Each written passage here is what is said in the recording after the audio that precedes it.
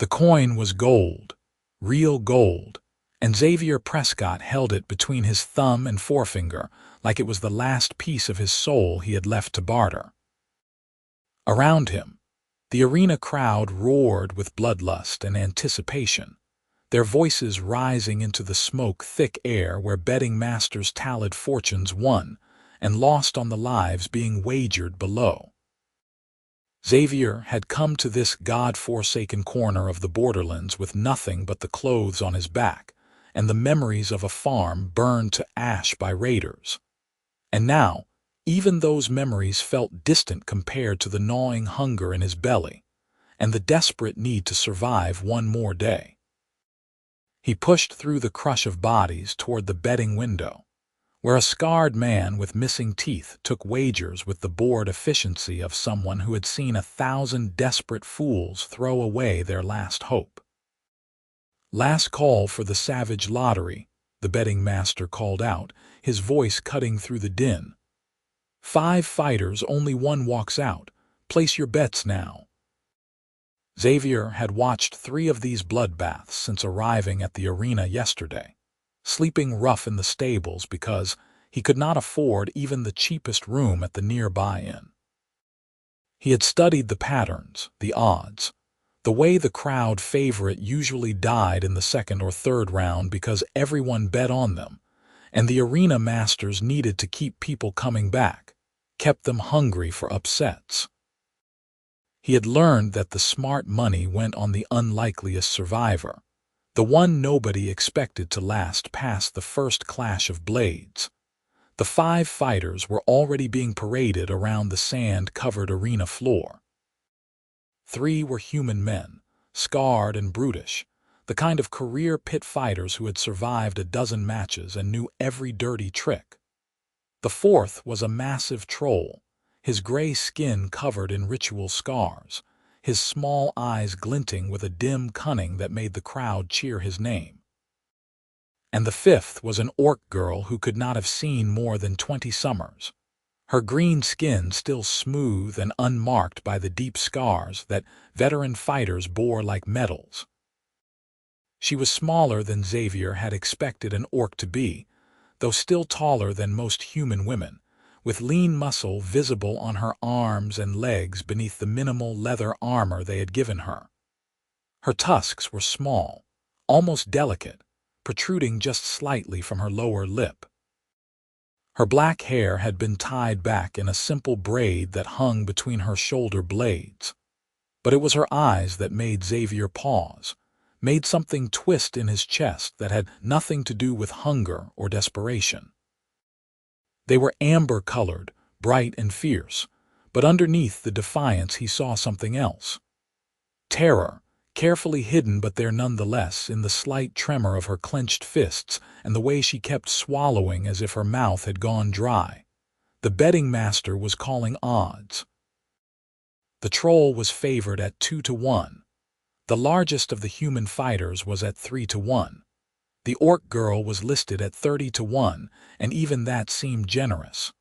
The crowd was laughing, making crude jokes about what the winner might do with her before finishing her off.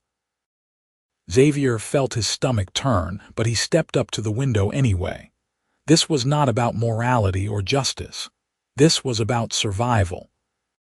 30-1 odds meant that his single gold coin, the absolute last thing of value he possessed in this world, would become 30 gold coins if by some miracle the orc girl survived. 30 gold coins could buy him passage to the Eastern Territories, could give him enough stake to start over, to build something from the ashes of everything he had lost. 30 gold on the orc, he said, his voice steady despite the hammering of his heart. The betting master looked up, his eyebrows rising. "You drunk boy, that green skin going to be dead before the first round is over." 30-1, Xavier repeated, sliding his coin across the scarred wooden counter. "I will take those odds."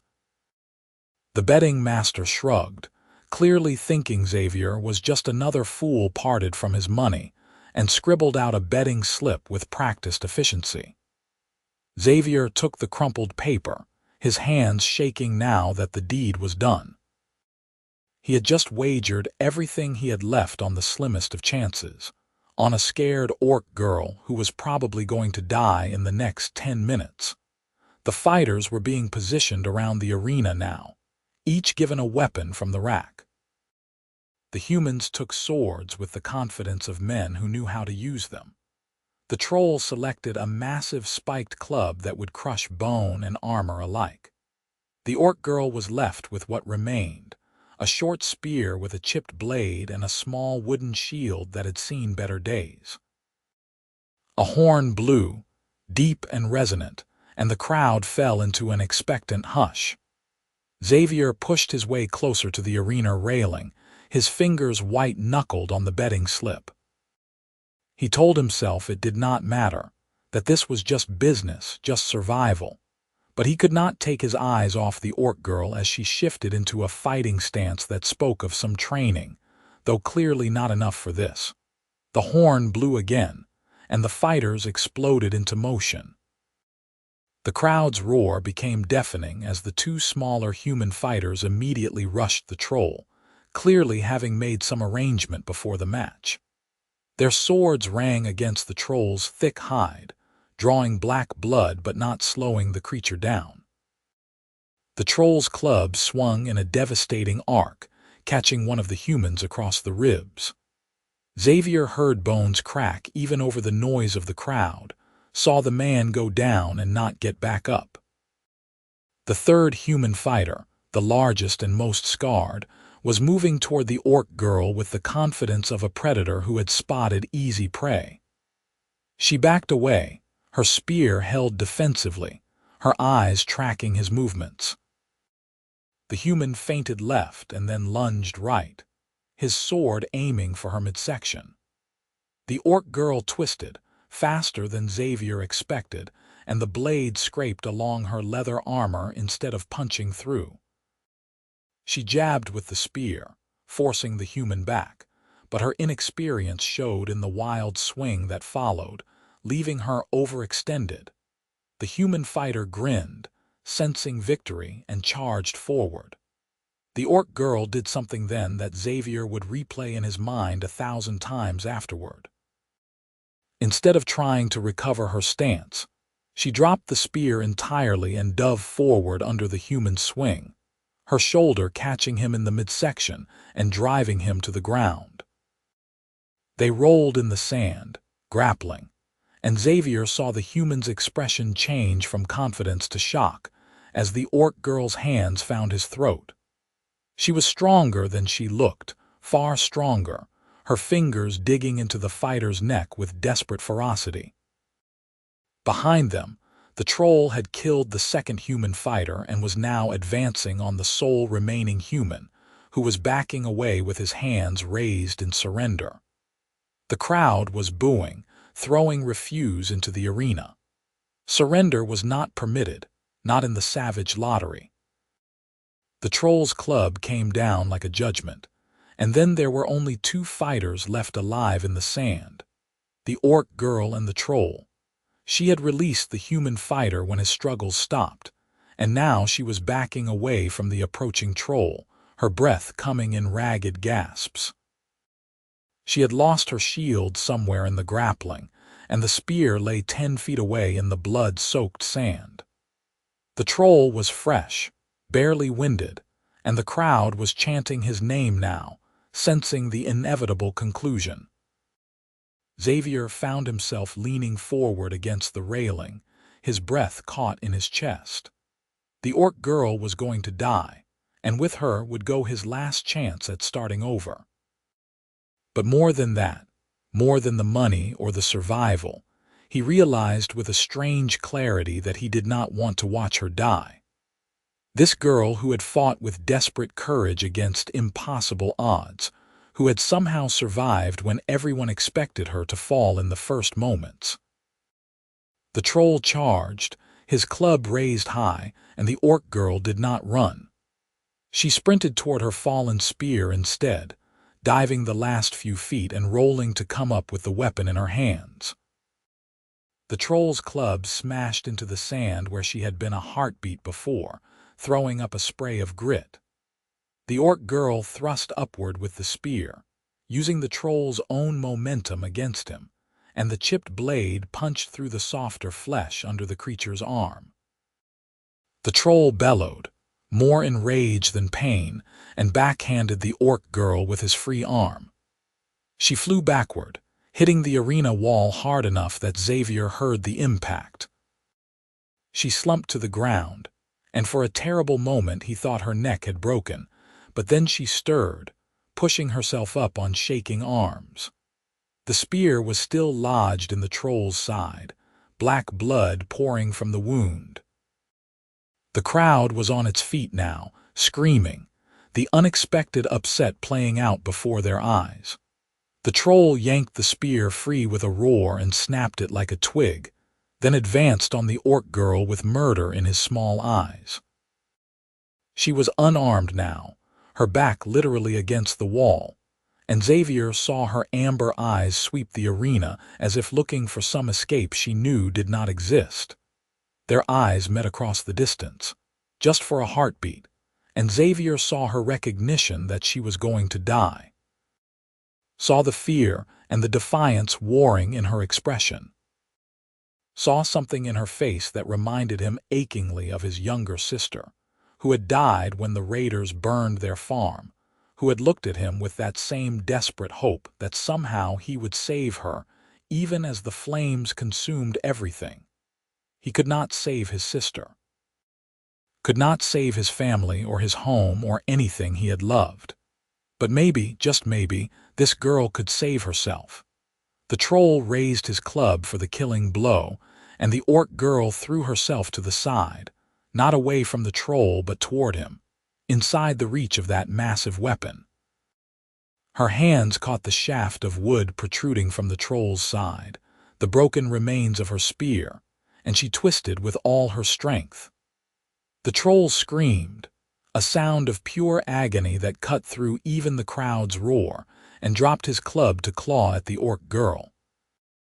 She held on like a terrier with a rat, her weight dragging on the spear shaft, tearing the wound wider with every thrashing movement the troll made. Black blood poured down the troll's side in a torrent now, and his movements were becoming slower, more sluggish. The orc girl released the spear shaft and scrambled away, putting distance between herself and the dying creature.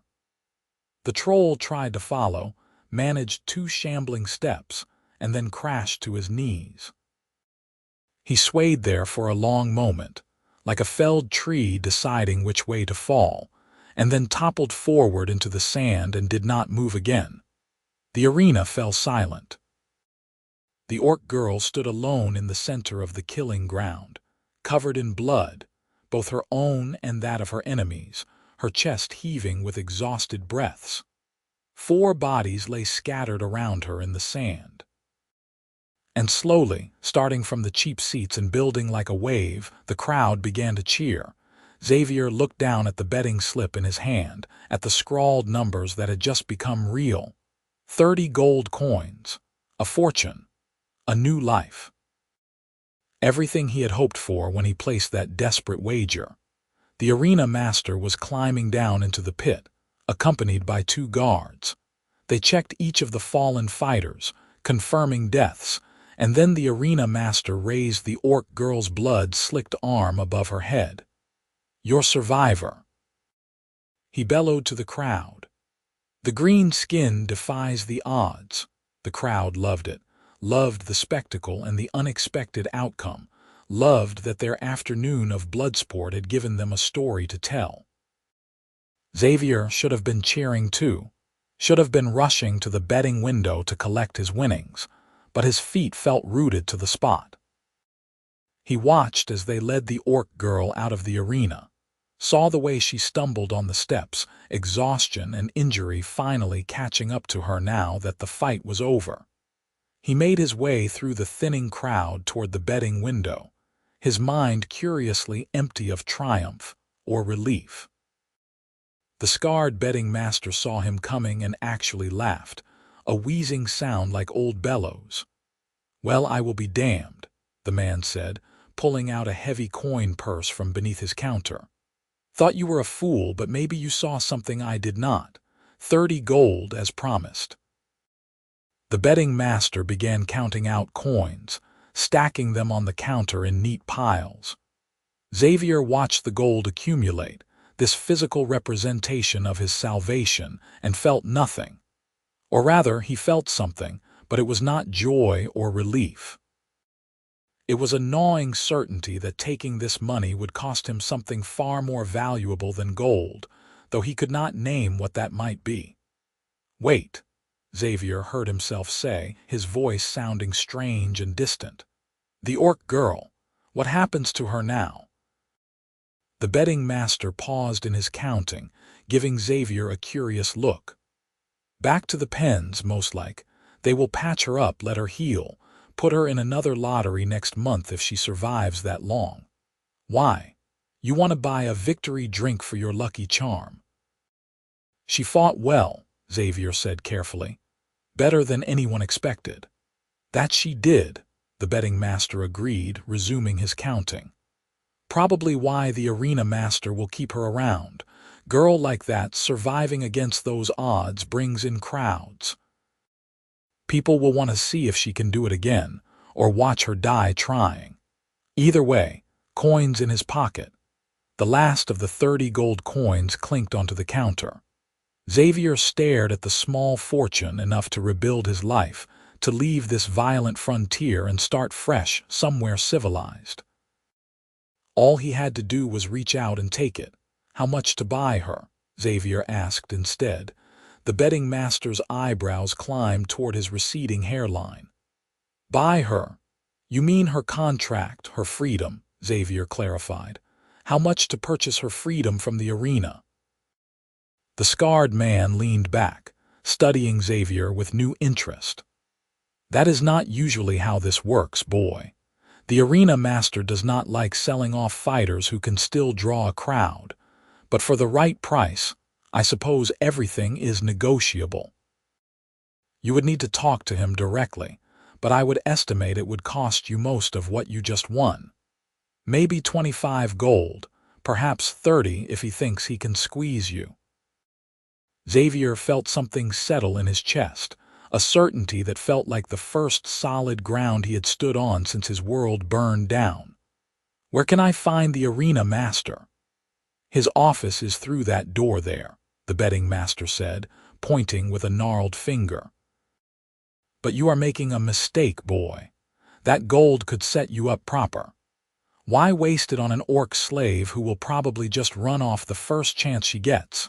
Maybe, Xavier said, scooping the 30 gold coins into his belt pouch. But it is my mistake to make. The betting master shook his head, clearly thinking Xavier was the biggest fool he had seen all week, and turned away to serve another customer. Xavier made his way through the crowd toward the indicated door, his heart hammering against his ribs. He did not have a plan, did not have any idea what he would do with an orc girl if he actually managed to free her. But he knew, with a bone-deep certainty that defied logic, that he could not walk away. Could not take his winnings and leave her to fight and die for the entertainment of a bloodthirsty crowd. The arena master's office was thick with pipe smoke and the smell of cheap wine.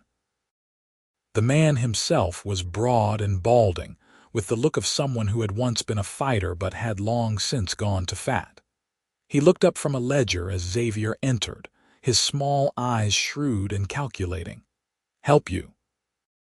he asked, his tone suggesting that Xavier better have a good reason for interrupting him. "The orc girl who just won the savage lottery," Xavier said, deciding that directness was his best approach. "I want to buy her freedom." The arena master set down his quill, giving Xavier his full attention now. "Her freedom," he repeated slowly. "Not her contract, her freedom." "That is correct. You know she is worth more to me as a fighter, especially now. That upset is going to have people talking for weeks. I could sell tickets to her next match at double the usual price." "I know," Xavier said, "which is why I am prepared to offer you all 30 gold coins I just won betting on her." The arena master's eyebrows rose. "All of it. That is your entire purse, boy. You will walk out of here with nothing." "I will walk out of here with a clear conscience," Xavier replied, surprised by the steadiness in his own voice. "Do we have a deal?" The arena master studied him for a long moment, clearly trying to figure out what angle Xavier was playing. Finally, he shrugged. "Your funeral. 30 gold for the orc's freedom papers. But understand, once you walk out that door with her, she is your problem. She causes trouble, hurts someone that is on you, and do not come crying to me when she runs off or stabs you in your sleep." "Understood," Xavier said, already pulling the coin purse from his belt. The transaction took less than 10 minutes. The arena master drew up a simple contract, signed and sealed, declaring that the orc fighter known as Prisoner 479 was hereby released from arena service into the custody of Xavier Prescott, who assumed all responsibility for her actions henceforth. Xavier signed his name with a borrowed quill, handed over every coin he had just won, and took the rolled parchment that represented his spectacular act of financial suicide. "She is in the holding pens below," the arena master said, already turning back to his ledger as if Xavier had ceased to exist. "Tell the guard I sent you, and boy, good luck. You are going to need it." Xavier made his way down a narrow stone staircase that smelled of old blood and fear. The holding pens were exactly what he expected, a series of iron-barred cells carved into the rock beneath the arena, lit by guttering torches that cast dancing shadows on the walls. Most of the cells were empty at this hour, their occupants either dead in the sand above or not yet arrived for tomorrow's entertainment. The guard was a thick-necked man with a sword on his hip, and the bored expression of someone counting the hours until his shift ended. Xavier showed him the freedom papers, and the guard grunted, selecting a key from the ring at his belt. "The green skin is down at the end," he said. Healer already looked at her. Couple cracked ribs and some bruising, but nothing that will kill her. She gets violent, you holler. "I will keep that in mind," Xavier said dryly. The guard led him down the row of cells to the last one, where the orc girl sat on a stone bench with her back against the wall. Someone had given her water and a cloth to clean the worst of the blood off, though her leather armor was still dark with stains. Her amber eyes tracked their approach with the wariness of a cornered animal. "Visitor for you," the guard said, unlocking the cell door. "You are a free woman, apparently. Try not to murder your new keeper before you get outside, yeah." He swung the door open and stepped back, clearly expecting violence. The orc girl remained sitting, her eyes moving from the guard to Xavier and back again, confusion written plainly on her face. "I do not understand," she said, her voice rough from screaming during the fight. "What trick is this?" Xavier stepped forward slowly, holding the freedom papers where she could see them. "No trick. I bet on you in the lottery. You won. I used the winnings to buy your freedom from the arena. You are free to go wherever you want." The orc girl stared at him like he had just spoken in an ancient language she did not understand. "Why?" she finally asked. "Why would you do that?" It was a good question, one Xavier was not sure he could answer in a way that made sense even to himself. "Because you should not have to fight and die for entertainment," he said finally. "Because you deserve better than that. Because I could help, so I did." She stood slowly, wincing as her cracked ribs protested the movement. She was tall, taller than Xavier by a few inches, and despite her injuries, she still moved with a predator's grace. She took the freedom papers from his hand, studying them with the careful attention of someone not entirely sure they could read. "This is real," she said, not quite a question but not quite a statement either. "I am free." "You are free," Xavier confirmed. The orc girl looked up at him, and for the second time that day their eyes met with an intensity that made Xavier's breath catch. She searched his face for something deception, perhaps, or hidden motives, and whatever she saw there must have satisfied her because some of the tension left her shoulders. "I am Kara," she said quietly. "My name is Kara." "Xavier," he replied. "Xavier Prescott." "Xavier," she repeated, testing the name on her tongue. "You are either the kindest human I have ever met or the most foolish." "Probably both," Xavier admitted. "I have not entirely thought this through." Despite everything, the pain she had to be in, the trauma of the fight, the uncertainty of her situation, Kara's lips twitched in what might have been the beginning of a smile. "At least you are honest about it. Where do we go now, Xavier Prescott? What happens next?" Xavier realized he had no answer to that question. He had spent his last coin freeing her, which meant he had no money for lodging, no money for food, no money for anything. They were both essentially destitute, in a frontier town that was not known for its charity, and night was falling fast. "I honestly do not know," Xavier said, "but I suppose we will figure it out together." Kara studied him for another long moment, then carefully rolled up the freedom papers and tucked them inside her armor. "You are definitely foolish," she said, "but I think I will trust you anyway. For now." It was not exactly a ringing endorsement, but it was a start. Xavier led the way out of the holding pens, Kara following close behind, and together they climbed the stairs back into the fading light of evening. The arena was mostly empty now. The crowds dispersed to taverns and gambling halls to spend their winnings or drown their losses. Xavier and Kara stood in the shadow of the great stone structure. Two people with nothing but the clothes on their backs and a fragile thread of trust between them. "I have a bedroll in the stables," Xavier offered. "It is not much, but it is shelter for tonight. Tomorrow we can figure out something more permanent." Kara nodded, and they made their way across the dusty square toward the stables. The stable master gave Kara a suspicious look, but did not object when Xavier explained she was with him.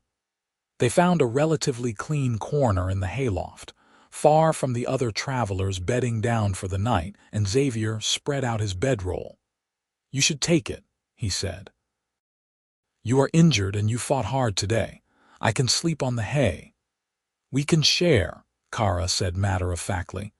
"Your bedroll is barely large enough for one person anyway, and the nights get cold. Body heat will help us both." Xavier felt his face warm at the casual intimacy she was proposing, but he recognized the practical wisdom in her words. They were both exhausted, both essentially homeless, and modesty was a luxury they could not afford. He nodded, and they lay down on the bedroll, careful to maintain a respectful distance despite the cramped space.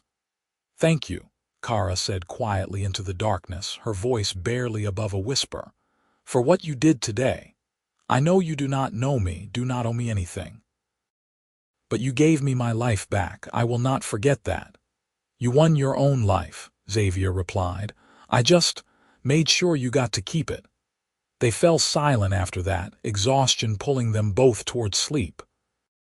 But as Xavier lay there in the hay-scented darkness, listening to Kara's breathing gradually slow and deepen, he wondered what exactly he had started. Wondered where they would go from here. Two outcasts with no money and no prospects in a world that was hostile to both of them for different reasons. He wondered, but somehow he was not afraid. For the first time since his farm burned and his family died, he felt like he had done something that mattered, something that was right regardless of the cost. And lying there in the darkness next to an orc girl he had known for less than a day, Xavier Prescott felt something he had not felt in months. Hope. The morning brought cold reality crashing back down on them. Xavier woke to find Kara already awake, sitting with her arms wrapped around her knees, her expression distant and troubled. The bruises on her face had darkened overnight, purple and yellow spreading across her green skin like storm clouds. "How are the ribs?"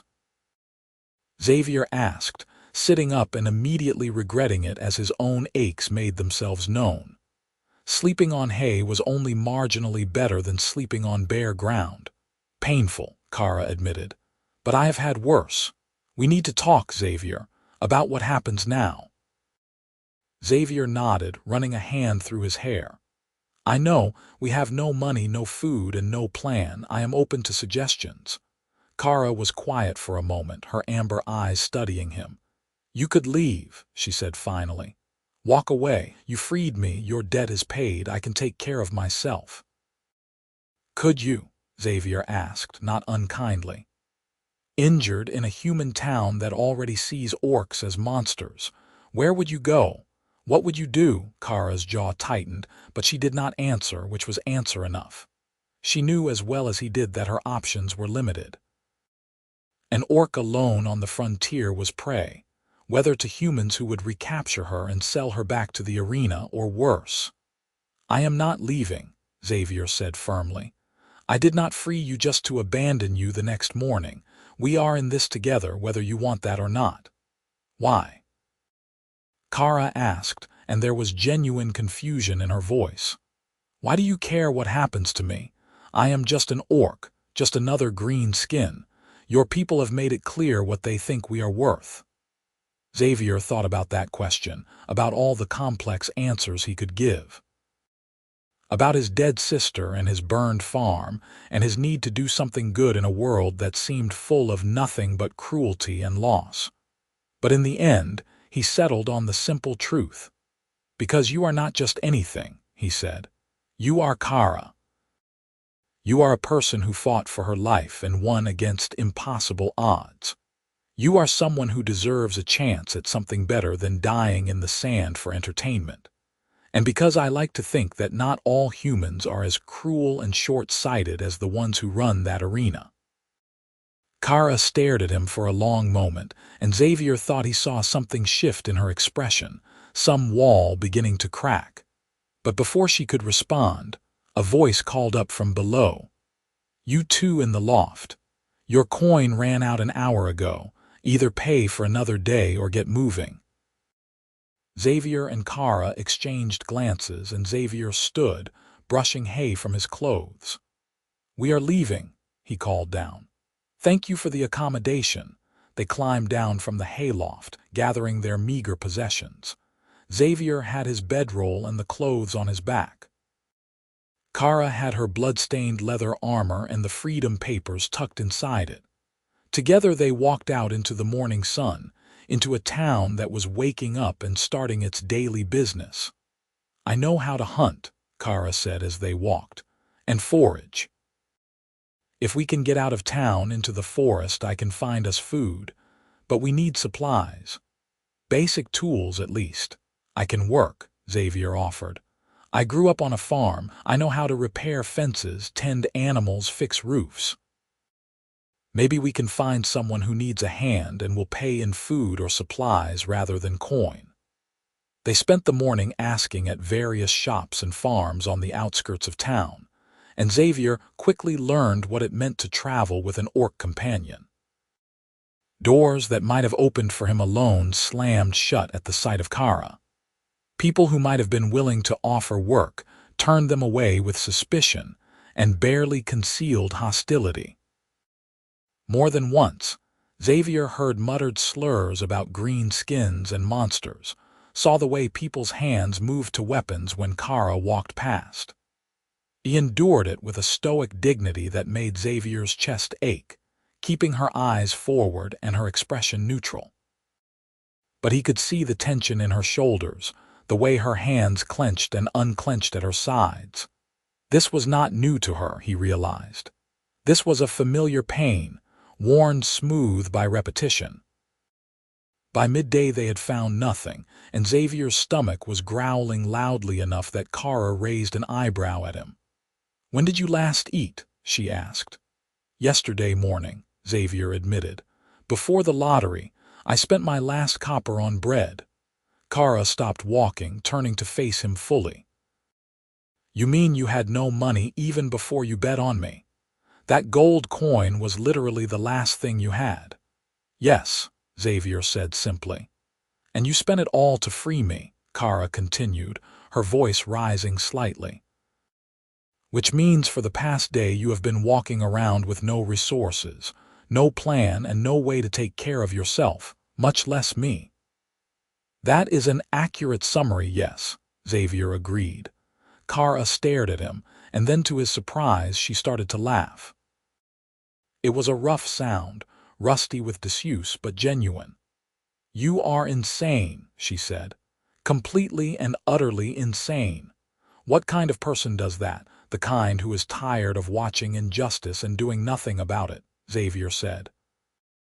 The kind who lost everything once and does not want to see someone else lose everything if he can prevent it. The kind who is, as you noted, probably insane. Kara shook her head, but she was still almost smiling. Come on, she said. If we are going to starve together, we might as well do it away from people who want to string me up for having green skin. Let us head into the forest. I will find us something to eat, and we can figure out our next move. They left the town behind, following a narrow trail that led into the thick pine forest that covered the hills to the north. The further they got from civilization, the more Kara seemed to relax, her movements becoming more fluid and natural. She studied the forest with an expert eye, occasionally stopping to examine a plant or a set of tracks in the soft earth. There are deer in this area, she said, pointing to fresh hoofprints near a small stream. And rabbits. I could make snares if we had cord or wire, but without any tools this will be harder. What about those? Xavier asked, pointing to a cluster of mushrooms growing on a fallen log. Kara examined them and nodded. Edible. Not particularly filling, but they will keep us from starving. Good eye. They spent the next few hours gathering what food they could find. Mushrooms, wild onions, some late-season berries that Kara identified as safe to eat. It was not much, but it was something. As the sun began to sink toward the horizon, they found a small clearing with a rock overhang that would provide shelter for the night. Xavier gathered wood for a fire, while Kara fashioned a simple spit from green branches. They had no pot to cook the mushrooms and onions, but Kara showed him how to wrap them in large leaves and cook them in the coals. And soon the clearing was filled with the smell of roasting food that made Xavier's mouth water. They ate in silence, sitting on opposite sides of the small fire, the food disappearing almost faster than they could cook it. It was not much. Xavier was still hungry when the last of the mushrooms were gone, but it was better than nothing. Tell me about yourself, Kara said as they sat watching the fire burn down to embers. You know my story. Prisoner 479, arena fighter orc. What about you? How does a human end up betting his last coin on someone like me? Xavier stared into the coals, the memories rising up like smoke. I had a farm, he said quietly. Small place out on the eastern frontier. Grew wheat and raised a few cattle. Had a mother, a father, a younger sister named Emma. She was 12, still just a kid. Wanted to be a healer when she grew up. He paused, swallowing against the tightness in his throat. Raiders came through about 4 months ago. Burned everything, killed everyone. I was out checking the fence line when it happened. By the time I got back, it was over. I buried what was left of my family in the apple orchard my father planted, and then I just started walking. Ended up at that arena town with 1 gold coin and no idea what to do next. Kara was quiet for a long time after he finished. When she finally spoke, her voice was soft. I am sorry. For your family, for your loss. Thank you, Xavier said. What about you? How did you end up in the arena? Kara drew her knees up to her chest, wrapping her arms around them. I am from a clan in the Northern Territories. We try to live peacefully, trade with humans when we can, keep to ourselves when we cannot. But there are always those who see orcs as nothing more than monsters to be killed or enslaved. Raiders attacked our village 6 months ago. Not orcs, but humans who made a living capturing my people and selling them to arenas and fighting pits across the frontier. Her voice was steady, but Xavier could see the pain in her eyes. They killed the elders who tried to resist, took anyone young and strong enough to fight. I watched them put chains on my brother, on my cousins. Watched them burn our homes just like humans burned yours. We are not so different, you and I. Both survivors of violence we did not deserve. Xavier felt something shift in his chest, a recognition of shared pain that went beyond words. Your family, he said. Your brother, are they still alive? I do not know, Kara admitted. They were sold to different arenas, different parts of the frontier. The raiders split us up deliberately, made sure we could not help each other. I spent the first month in that cell planning how I would escape, how I would find them. But every day that passed made it less likely. The turnover in those places is high. Most fighters do not last more than a few matches. We could look for them, Xavier offered. Once we get ourselves stable, have some resources, we could try to find out what happened to them. Kara looked at him with an expression he could not quite read. Why would you do that? They are not your family, not your people. You are not my people either, Xavier pointed out. But here we are, and maybe I am tired of loss. Maybe I want to help reunite a family since I cannot get my own back. Maybe I just think it is the right thing to do. Kara shook her head slowly, but her eyes were bright in the firelight.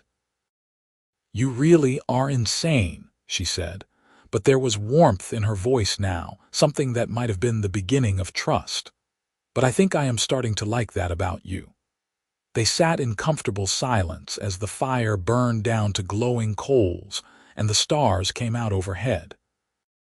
The forest was full of night sounds, owls calling, small animals rustling in the undergrowth, the distant howl of a wolf.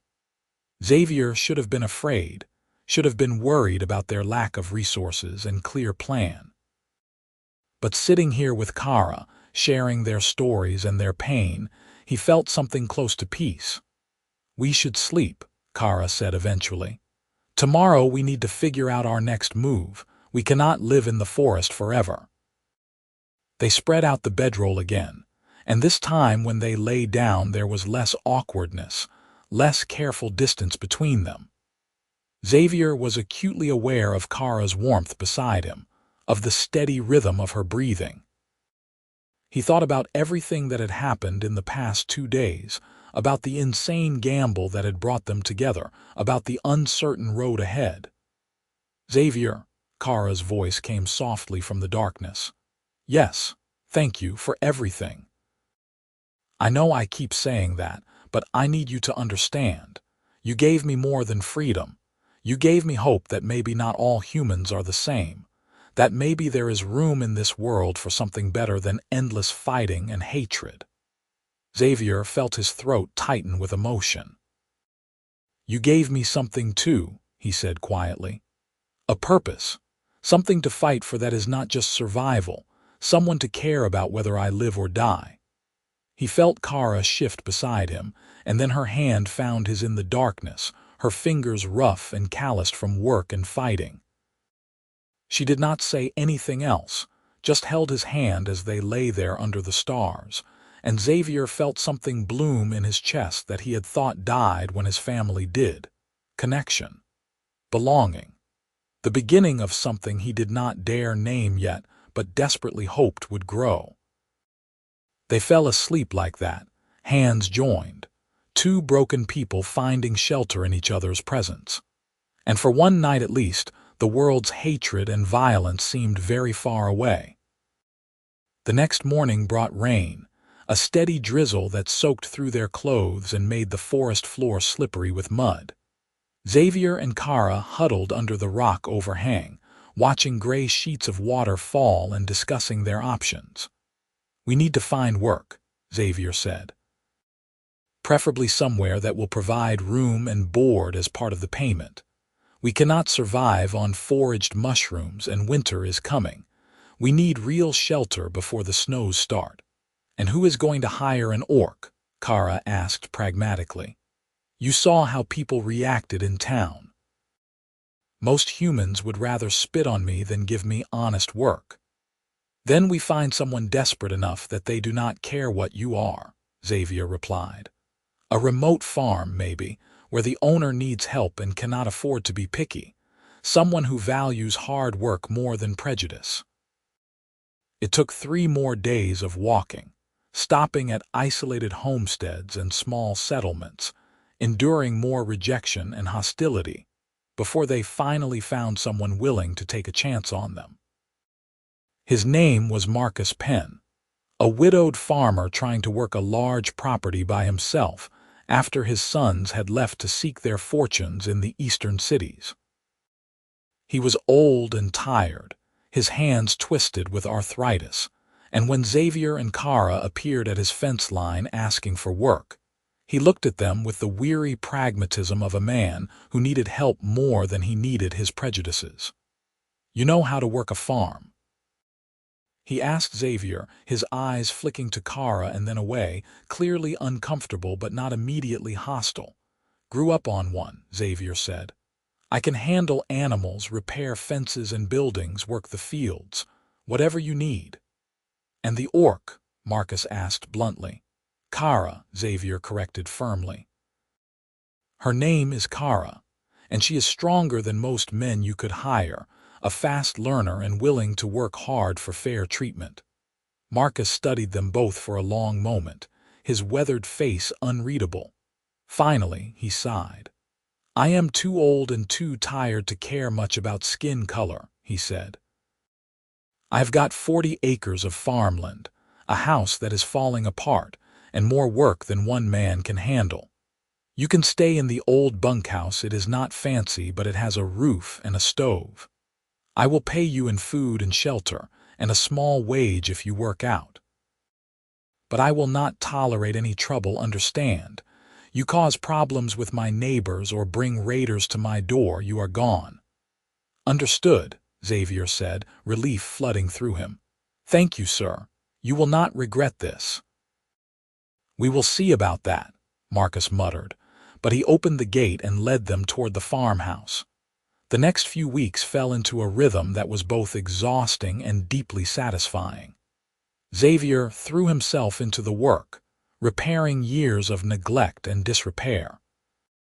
He fixed fences that had fallen into ruin, patched holes in the barn roof, cleared fields that had become overgrown.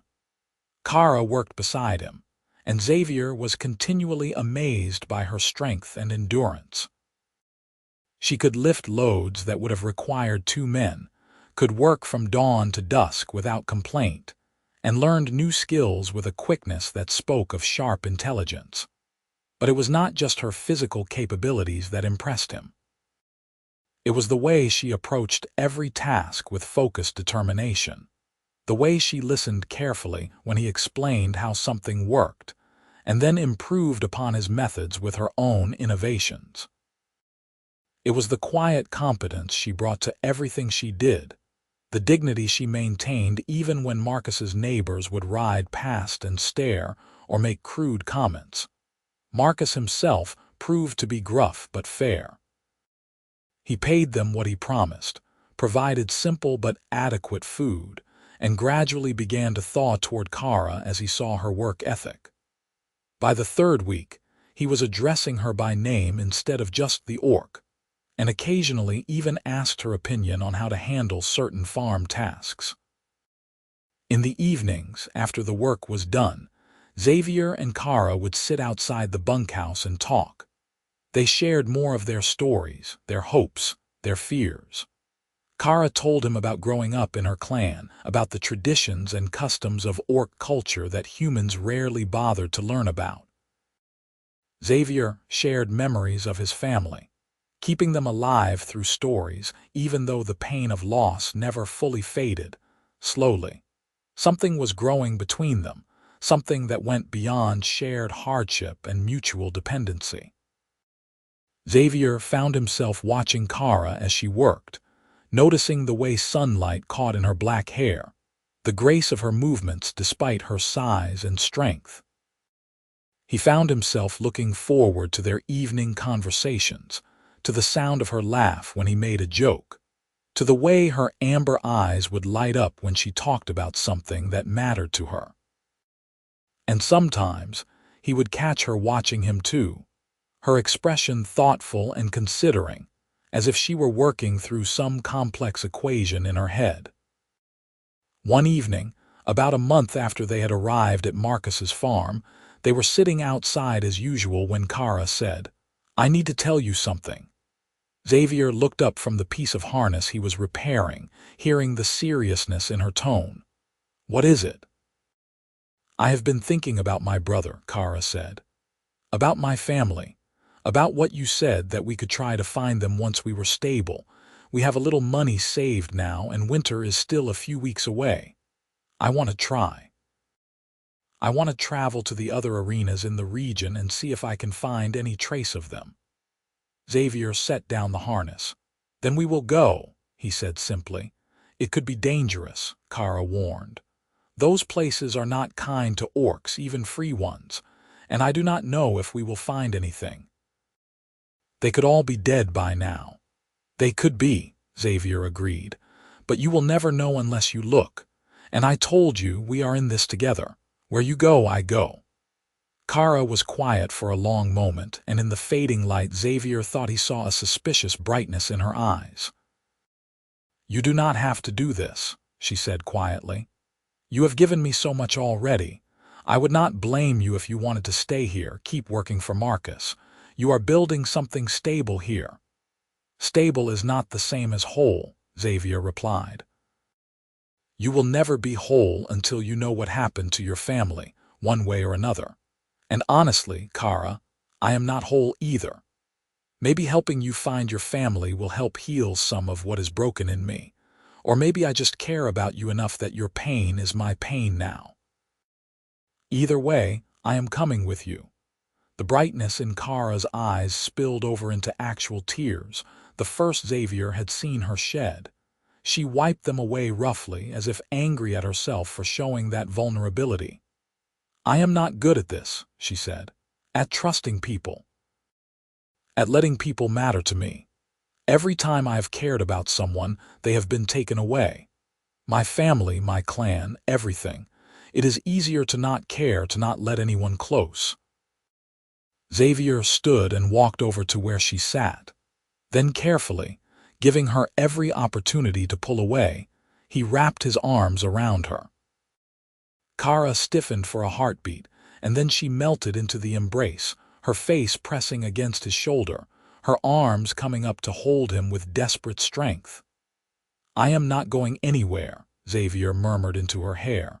"You are stuck with me, whether you like it or not." Kara laughed, a watery sound muffled against his shirt. "I think I do like it," she admitted. "More than I probably should." They stood like that for a long time, holding each other as the sun set and the stars came out. And when they finally pulled apart, something had shifted between them, some barrier had fallen. They did not speak about it, did not try to name what was happening, but they both knew that something had changed. The next morning they told Marcus of their plans. He was not happy about losing his workers, but he understood. "World is hard enough without not knowing what happened to your people," he said gruffly, counting out their wages. "You have both worked hard and earned this. If you make it back before the snow flies, you will have a place here. If not, well, good luck to you both." They packed what few possessions they had, purchased some basic traveling supplies with their wages, and set out. Kara had memorized the names of several arenas in the region from her time in captivity, places where other captured orcs had been sent. The closest was about 3 days' walk to the south, in a mining town called Blackridge. The journey was hard, the autumn weather turning cold and unpredictable. But they walked side by side, sharing the load, sharing stories to pass the time. At night, they would make camp and huddle together for warmth, and Xavier found himself acutely aware of every point where their bodies touched, every shared breath in the cold air. On the second night, as they lay wrapped in their blankets under a sky full of stars, Kara said, "Can I ask you something personal?" "Of course," Xavier replied. "You ever think about finding someone, settling down, starting a family? Or did you lose that when you lost everything else?" Xavier considered the question carefully. "I thought I lost it," he admitted. "For months after the farm burned, I felt like I was just going through motions, surviving but not really living. I could not imagine caring about anyone again, could not imagine building something new when the old had been destroyed so completely." "And now?" Kara asked softly. "Now I think maybe I was wrong," Xavier said. "Maybe it is possible to build something new. Maybe it is even possible to care about someone again, to imagine a future that includes more than just surviving day to day." He felt Kara shift beside him, turning to face him in the darkness. "Is that theoretical?" she asked. "Or are you talking about something specific?" Xavier's heart hammered in his chest. This was the moment, he realized. The moment where he could pretend he was speaking in generalities, could preserve the safe distance of their friendship. Or he could be honest, could take the terrifying risk of saying what he really felt.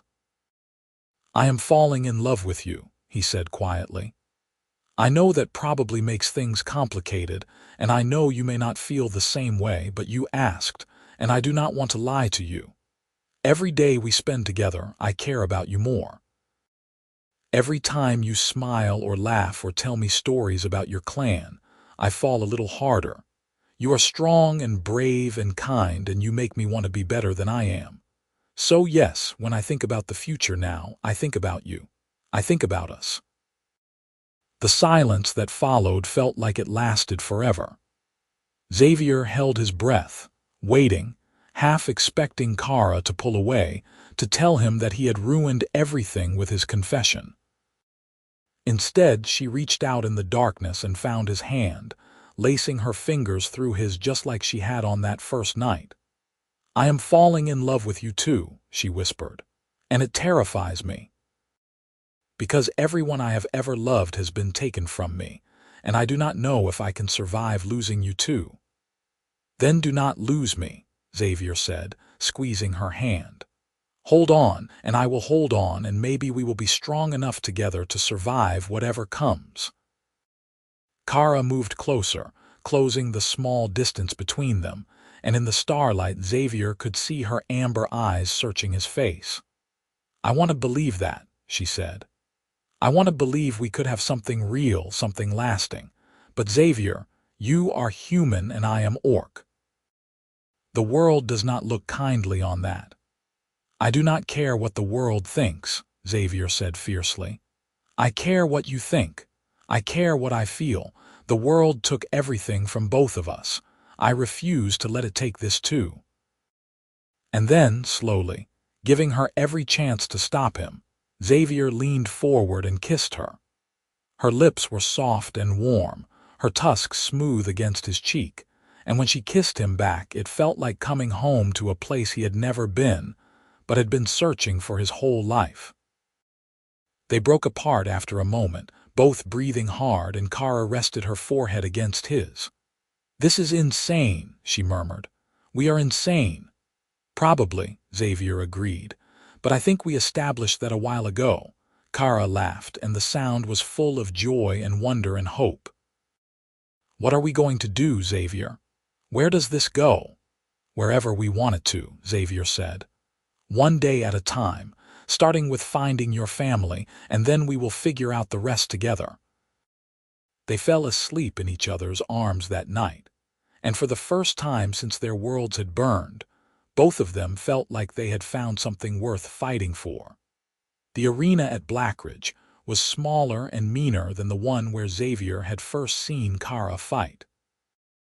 It was built into the side of a played-out mine shaft.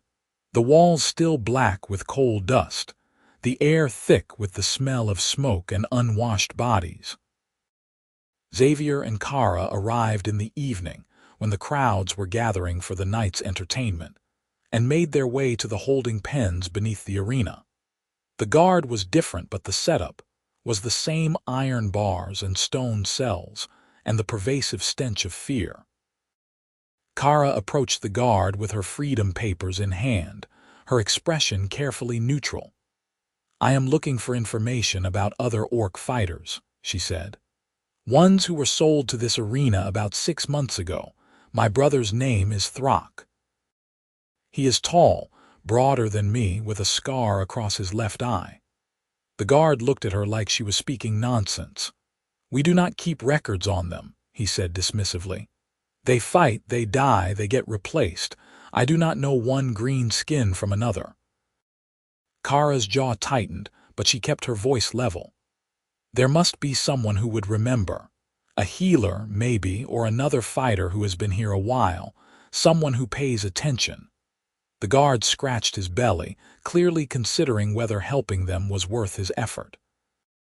Xavier pulled out a silver coin, a significant chunk of their remaining money, and held it where the guard could see it. "For your trouble," Xavier said. "If you can point us towards someone who might remember." The guard snatched the coin with practiced speed. "There is an old orc in cell 3, he said. "Been fighting here for near 2 years somehow. Tough old bastard. If anyone would remember new arrivals, it would be him, but I do not guarantee he will talk to you." They made their way down to cell 3, where an older orc sat against the wall, his green skin covered in scars that spoke of countless fights survived. His eyes were sharp and assessing as Kara and Xavier approached. "I am looking for my brother," Kara said without preamble. "Throck of the North Valley clan. He would have come through here about 6 months ago. Do you remember him?" The old orc studied her for a long moment. "I remember," he said finally, his voice gravelly. "Big orc, scar on his face, good fighter. He lasted 3 matches before they sold him." Kara's breath caught. "Sold? He is alive." "Was 6 months ago," the old orc said.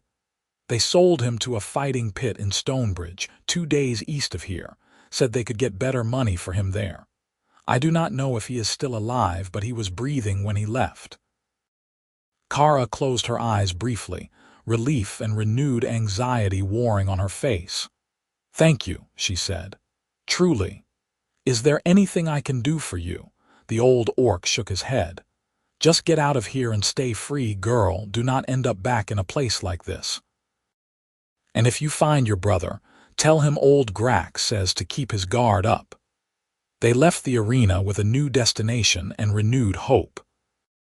Stonebridge was another 2 days of travel, but Kara walked with a lighter step now, energized by the knowledge that at least one member of her family had survived. Xavier walked beside her, sharing her hope, already planning their next move. They reached Stonebridge on a market day, the town crowded with traders and travelers. The fighting pit was located on the outskirts, a rough wooden structure that looked like it had been built in a hurry and never improved upon. Xavier and Kara made their way to the office, where a fat man with calculating eyes looked them up and down. "We are looking for an orc fighter named Throck," Kara said. "I was told he was sold here about 6 months ago." The fat man leaned back in his chair, making it creak alarmingly. "Maybe," he said. "What is it worth to you?" Xavier felt a flash of anger at the casual extortion, but Kara put a hand on his arm, restraining him. "I am his sister," she said. "I just want to know if he is alive." "Alive," the fat man said, drawing the word out. "That is an interesting question. He was alive last week. Had a match scheduled for tomorrow, actually, but if you want to talk to him, that is going to cost you." "How much?" Kara asked, her voice tight. 5 gold, the fat man said. "Just to visit, 10 if you want to buy his freedom." Xavier did quick mental math. They had maybe 3 gold between them, saved from their work at Marcus's farm, 5 gold was impossible, and 10 might as well have been 1,000. We do not have that much, Xavier admitted. But we can work for it. We are both strong, capable workers.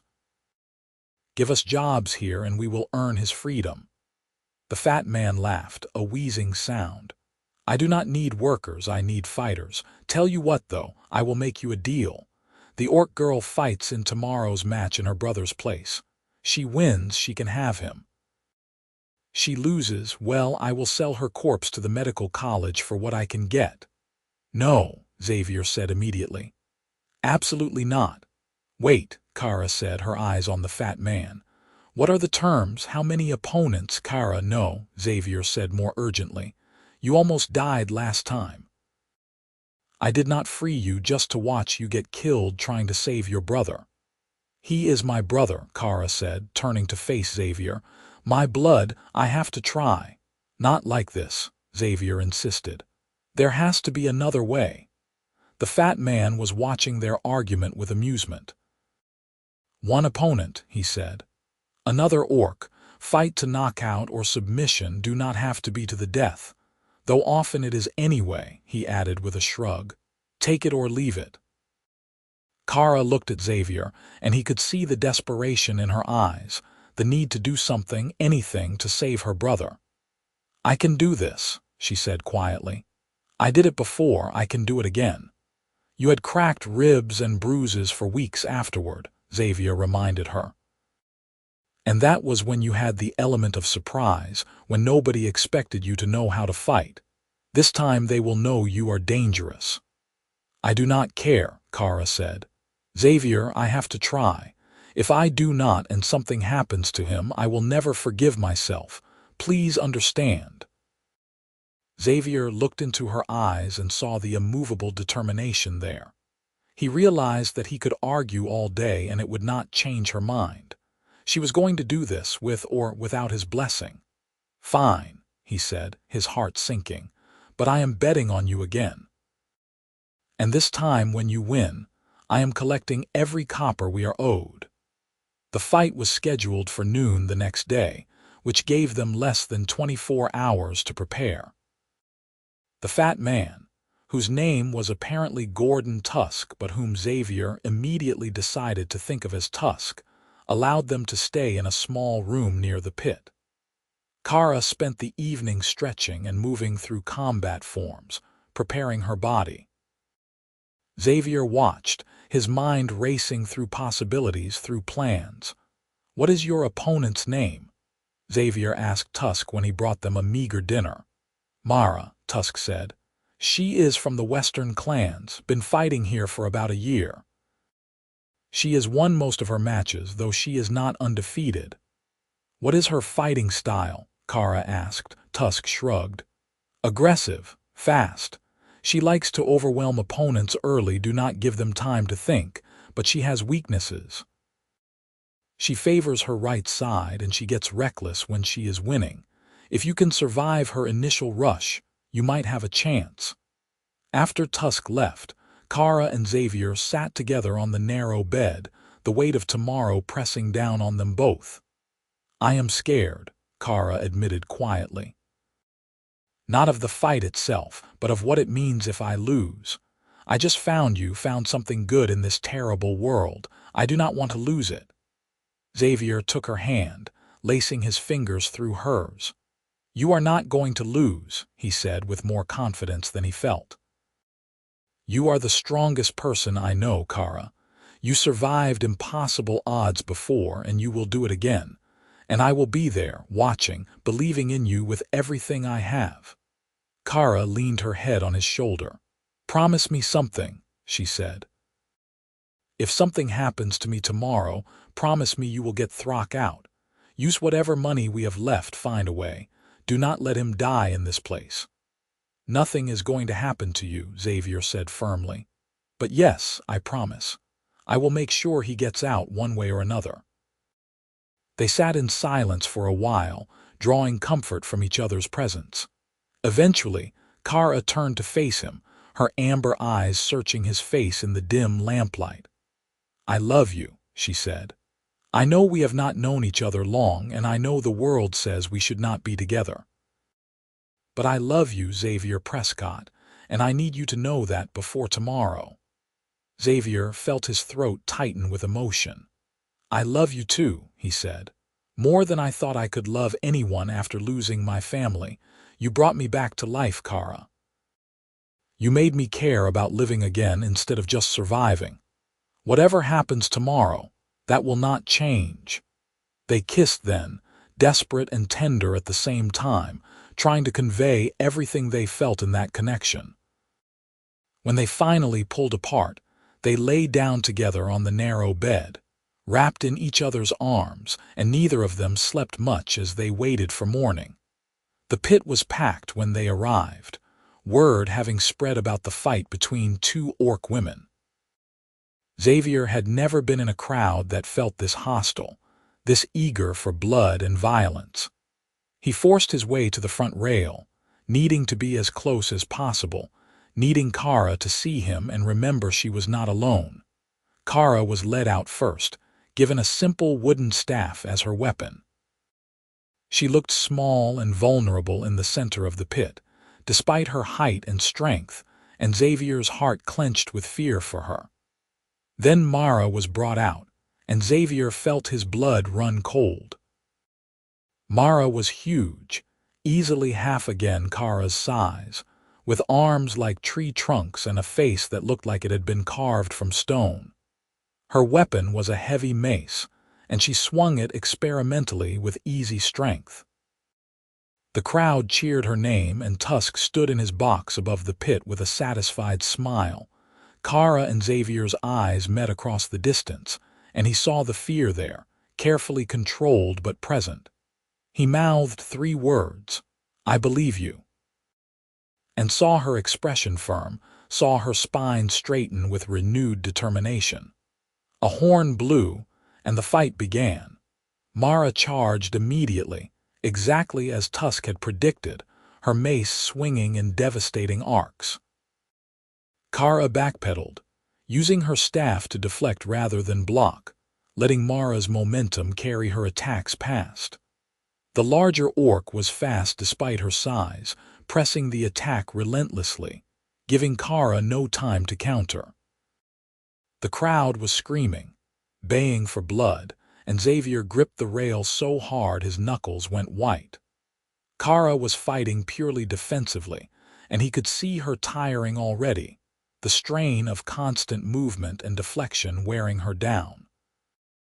Mara seemed to sense it too, her attacks becoming more aggressive, more reckless. Then Kara stumbled, her foot slipping in the sand, and Mara roared in triumph, raising her mace for a finishing blow. Xavier's heart stopped, but at the last second Kara rolled forward instead of backward, coming up inside Mara's guard and driving the end of her staff into the larger orc's knee with brutal precision. Mara howled in pain, her leg buckling, and suddenly the momentum of the fight shifted. Kara did not let up, striking again and again with targeted precision knees, ribs, the back of the head when Mara tried to turn.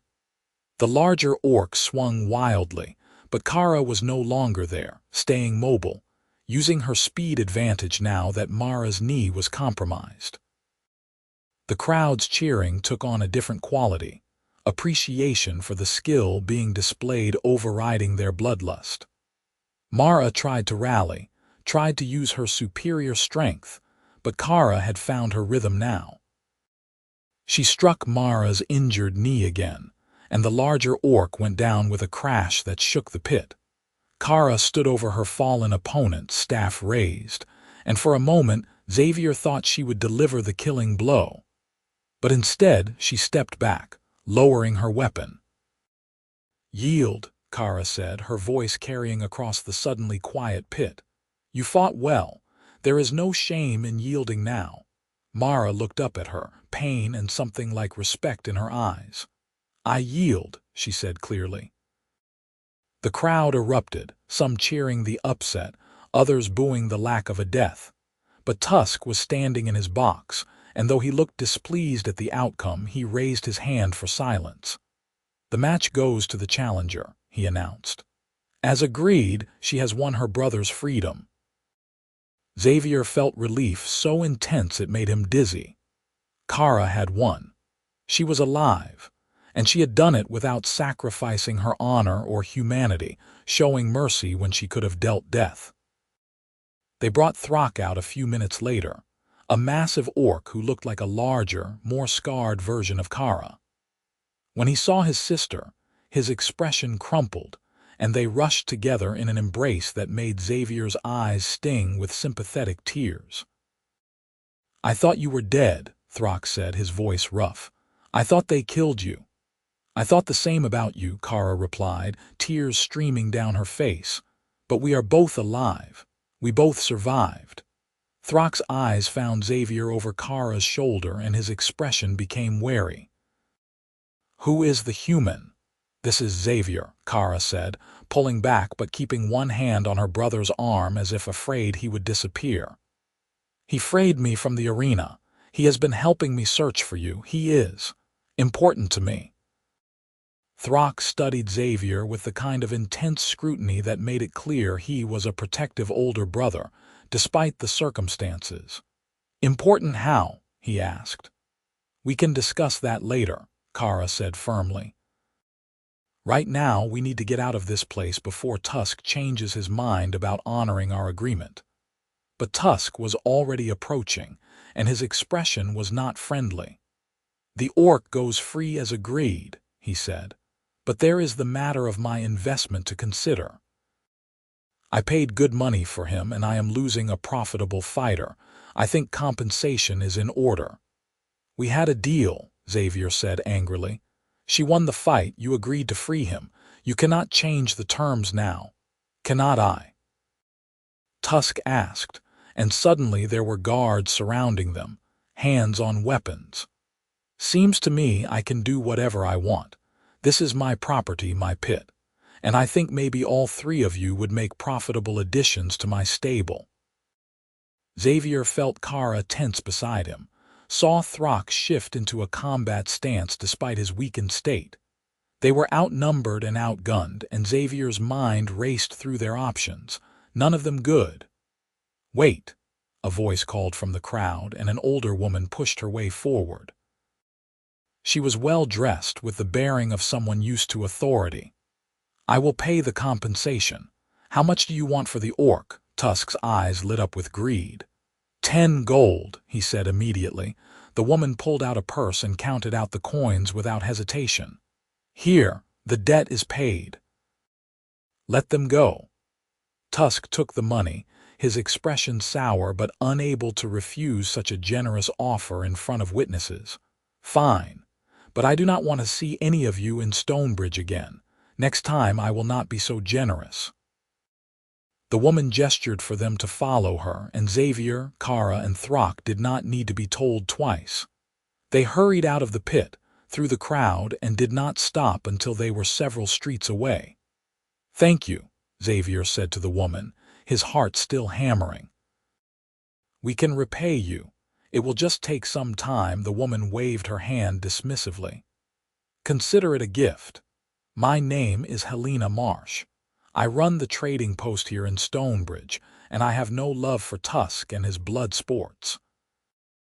"What you did in there," she said to Kara, "showing mercy to your opponent, that took courage.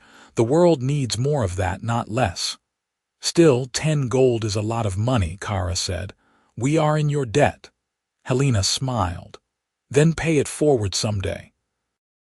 Help someone else who needs it the way I helped you. That is payment enough." She looked at the three of them, taking in their ragged clothes and obvious exhaustion. "You all look like you could use a hot meal and a safe place to sleep. My home is not far.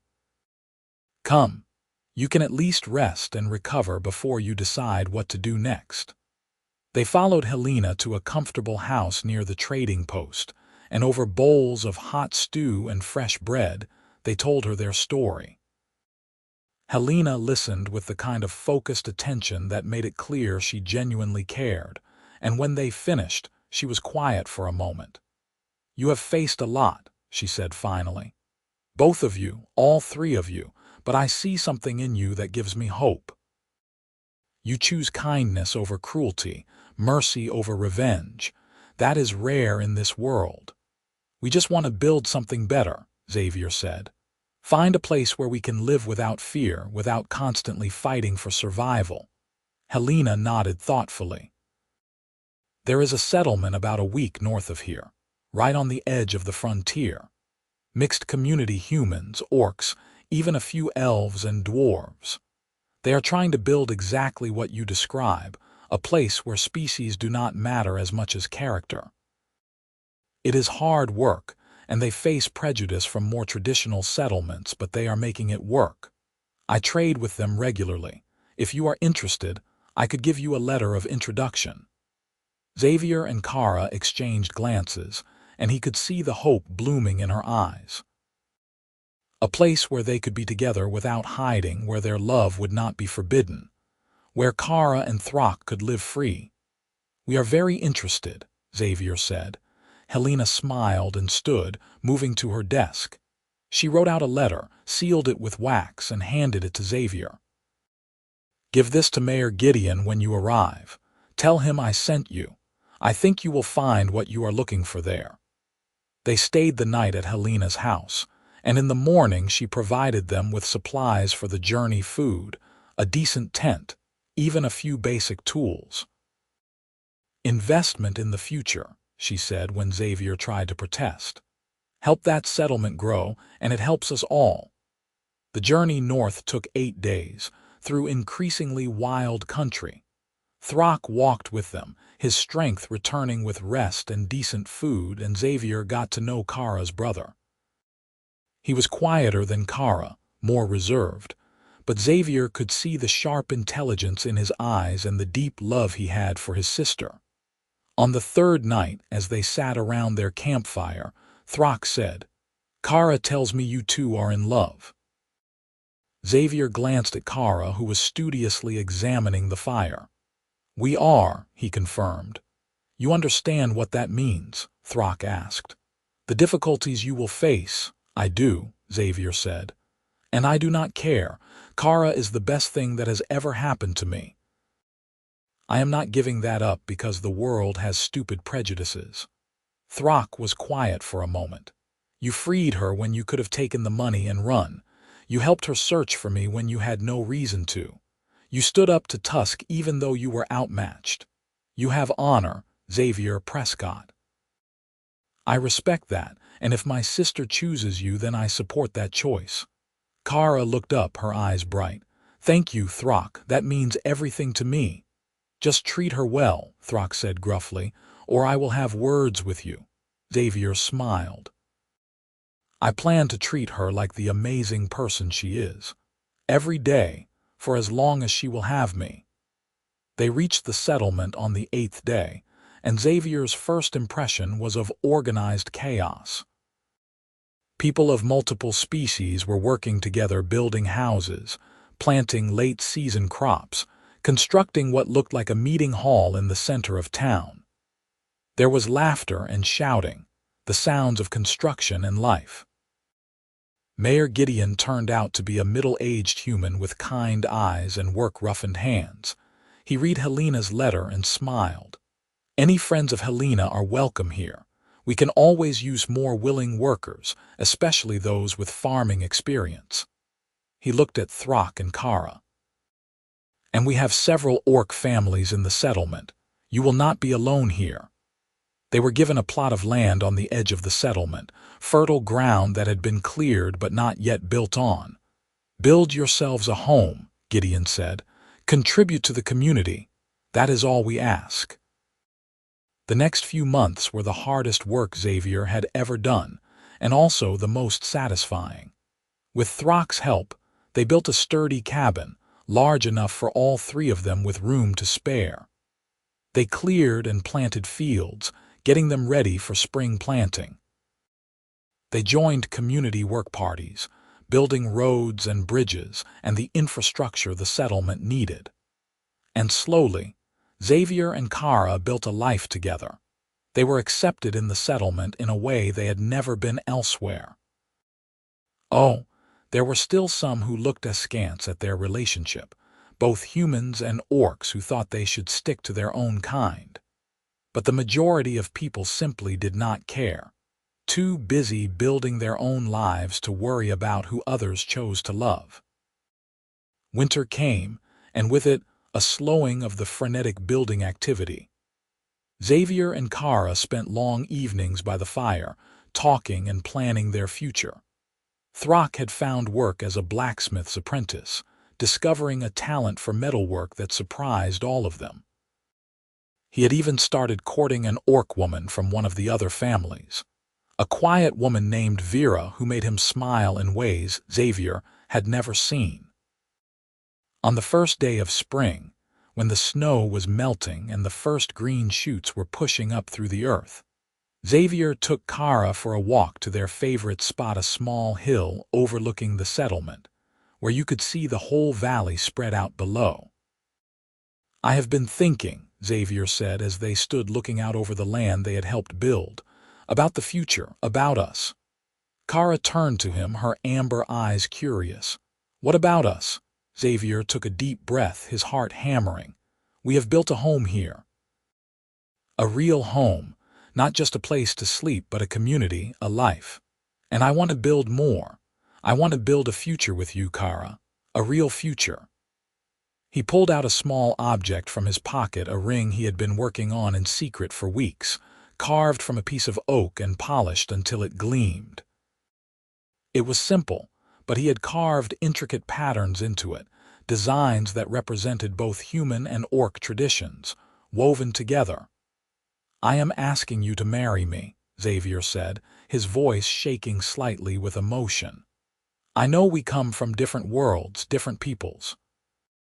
But I do not care about any of that. I care about you. I love you. And I want to spend the rest of my life showing you that every single day. Will you marry me, Kara?" Kara stared at him, her eyes wide with surprise and filling with tears. "Xavier," she whispered, "are you sure?" "Marriage is permanent.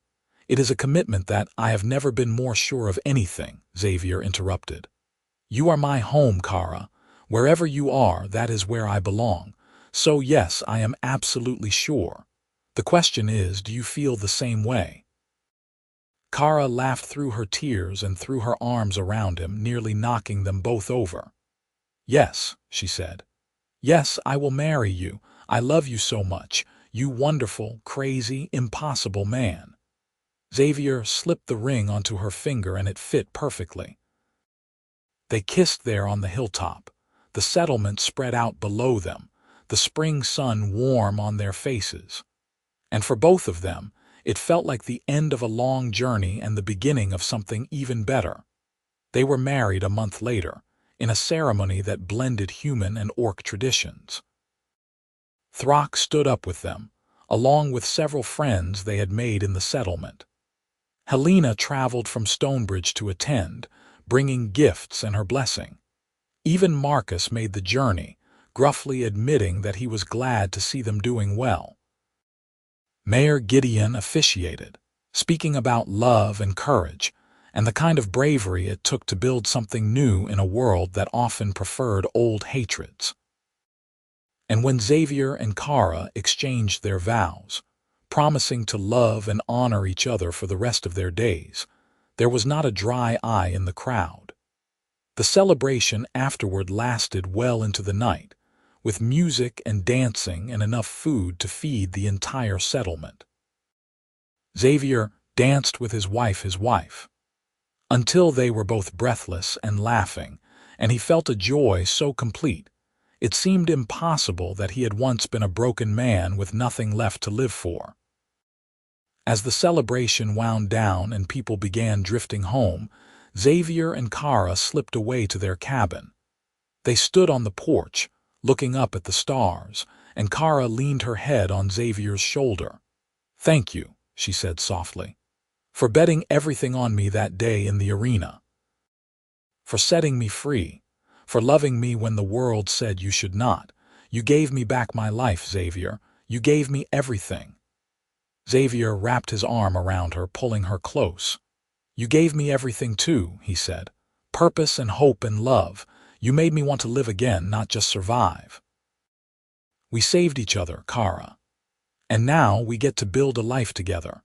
That is more than I ever dared dream of." They stood there in the quiet night, two people who had lost everything and found each other, who had faced impossible odds and chosen love over fear.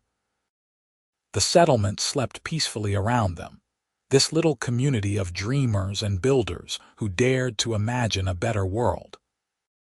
And as Xavier and Kara went inside their home, closing the door on the night and opening their hearts to the future, they knew that whatever challenges came, they would face them together. Their story had begun in violence and desperation, in an arena where lives were wagered and lost. But it would continue in love and hope, in a home they built with their own hands, in a community that embraced them despite their differences.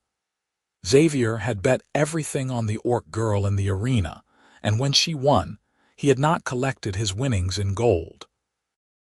Instead, he had collected something far more valuable: a partner, a love, a future full of possibility, and they lived that future together day by day, building something beautiful from the ashes of their past. They worked their land and raised crops.